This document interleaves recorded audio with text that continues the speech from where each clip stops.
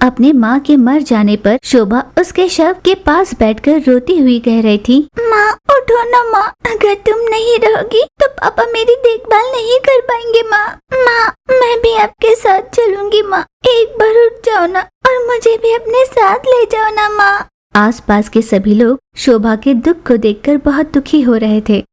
हर समय नशे में धुत रहने वाला उसका पिता वहाँ पर आकर, किसी मरी हुई शव के सामने कितनी देर और बैठकर रोओगे? फेंकिए इसे कहीं ले जाकर। उसका ऐसा बर्ताव देखकर वहाँ खड़ी एक औरत बोली, छी, ये नहीं बदलेगा, कभी नहीं बदलेगा। कुछ समय के बाद अंतिम क्रिया की सारी विधि पूरी हुई। 2 दिनों के बाद उसके पिता पी कर घर लौटे। अरे ओ छोकरी पिद्दी सी, नन्ही राक्षस, कहाँ है तू अभी? उसने यूं जोर से आवाज दी।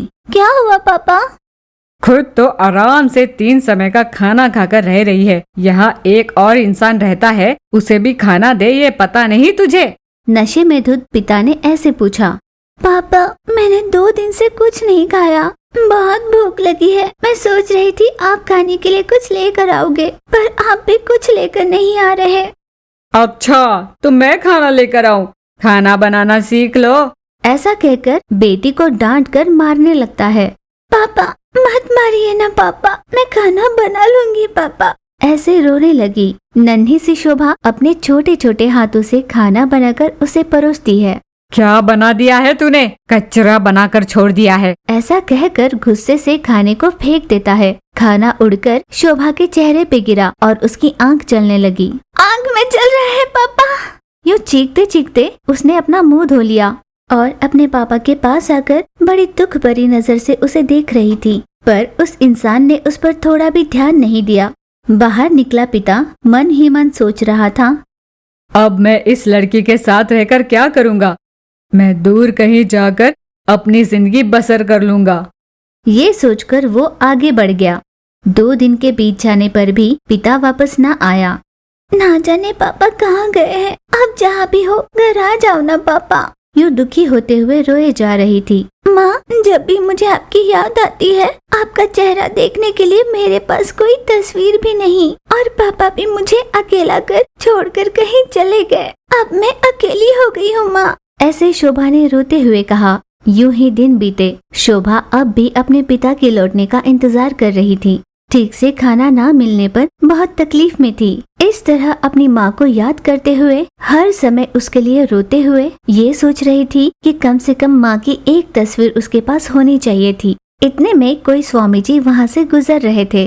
बेटा तुम क्यों रो रही हो? उस पर शोभा ने कहा, मेरी माँ इस दुनिया में नहीं और मेरे पिता मुझे छोड़कर चले गए हैं, और मेरे पास माँ को देखने के लिए एक तस्वीर भी नहीं है। मुझे माँ की हर पल याद आती है।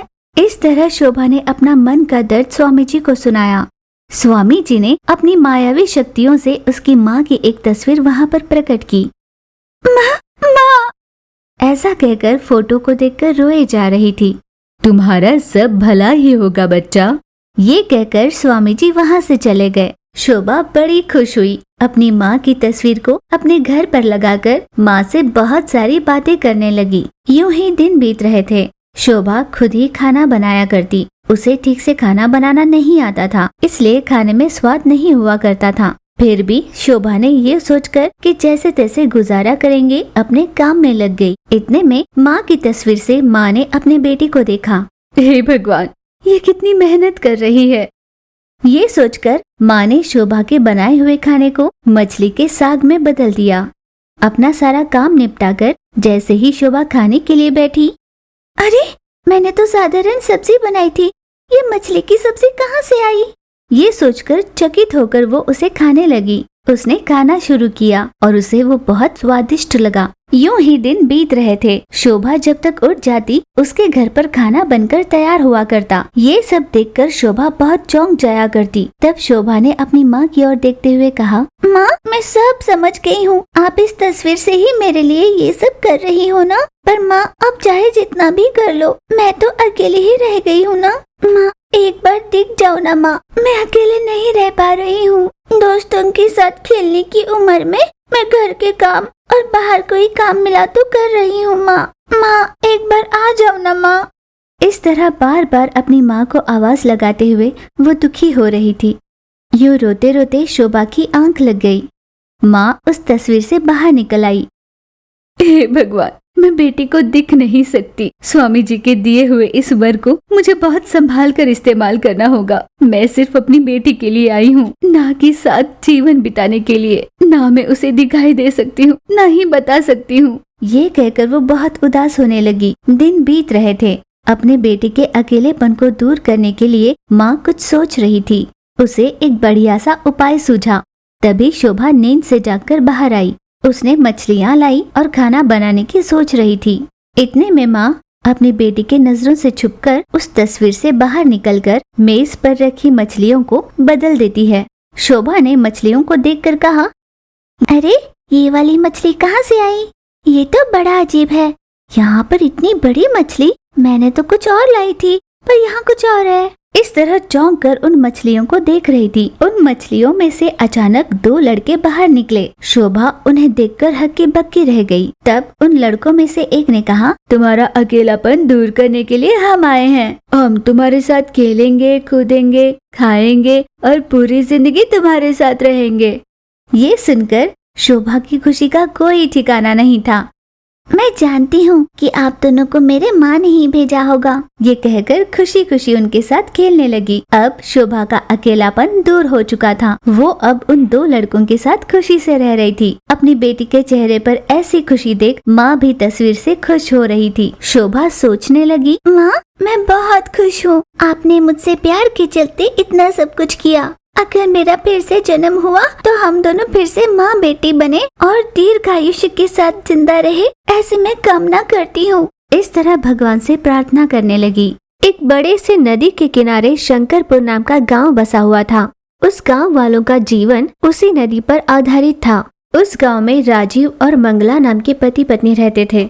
शादी के 7 बरस बीत चुके थे, पर उनकी कोई संतान नहीं थी।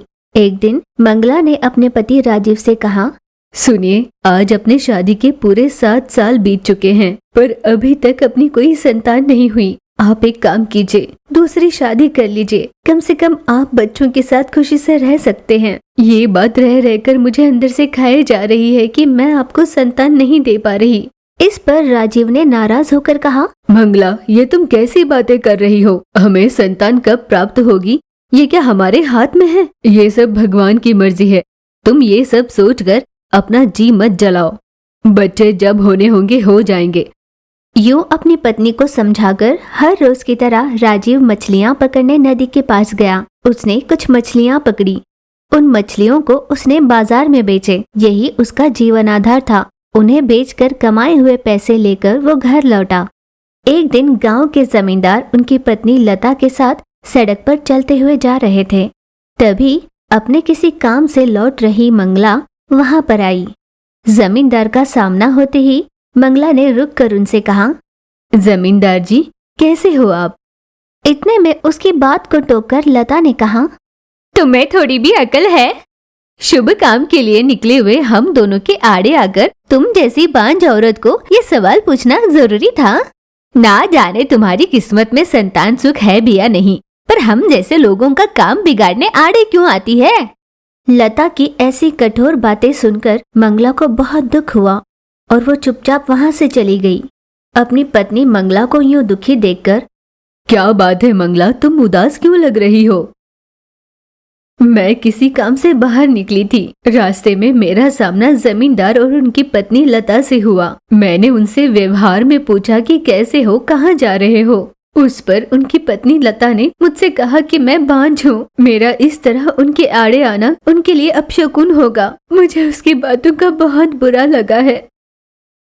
राह चलते हुए कई लोग कुछ भी कह जाते हैं। सभी की बातों को दिल पर लगा के चलोगे तो कैसे होगा?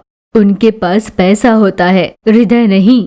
इतने पैसों का क्या फायदा जब बात करने का किसी में ढंग ही ना हो। तुम इन बातों पर ध्यान नहीं दो, सब ठीक होगा। ऐसा कहकर राजीव मछली पकड़ने चल पड़ा। पर राजीव को मंगला का दुखी होना बिल्कुल अच्छा नहीं लगा। नदी किनारे बैठकर मन ही मन वो सोच रहा था, ना जाने ये दुख की घड़ियां कब तक चलेगी। मंगला संतान की सोच सोच कर दिन ब दिन अंदर से खोखली होती जा रही है और उस पर लोगों की ये बातें, ना जाने औरों की तरह हमें संतान कब होगी, हमारी तकलीफें और मंगला का दुख ना जाने कब खत्म होगा। यूं मन में सोचते हुए उसने जाल बिछाया। अचानक उसके जाल से निकलकर एक मछली हवा में उड़कर उससे कहने लगी, हे मानव, मैं बहुत समय से इस नदी में थी। तुमने जाल बिछाकर मुझे बाहर निकाला और नई दुनिया दिखाई। मैं तुम्हारे साथ तुम्हारे घर चलूंगी। चलो जल्दी चलते हैं। अपनी जादुई शक्ति से तुम्हें जो चाहिए वो दूंगी। अरियो, क्या कह रही हो तुम? मुझे तुमसे डर लग रहा है।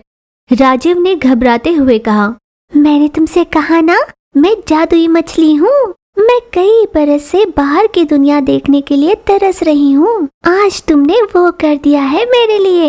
अब तुम्हारी इच्छाएं मैं पूरी करूंगी। मुझे बाहर ले चलो। मेरी कोई बड़ी इच्छाएं नहीं हैं, पर तुम बाहर की दुनिया देखना चाहती हो ना, इसलिए तुम्हें लेकर चलता हूँ। ऐसे राजीव ने कहा और एक पानी के टब में उस मछली को लिए वो घर निकल पड़ा। घर पहुंचकर देखा तो मंगला उसी अपमान को याद कर अब भी रो रही थी। मंगला, तुम अब भी वही बातें सोचकर रो रही हो? मैंने तुमसे कहा ना, भूल जाओ ये सब। मैं जब मछलियां पकड़ रहा था ना, मुझे ये जादुई मछली मिली वहां पर। जानती हो, ये बातें भी करती है। ऐसे राजीव ने कहा। राजीव, मुझे बाहर घूमने की दरअसल कोई इच्छा नहीं है। मैं तो यहाँ सिर्फ तुम्हारे घर आने के लिए आई हूँ। मैंने कहा था ना, मैं एक जादुई मछली हूँ, जो चाहोगे वो दे सकती हूँ।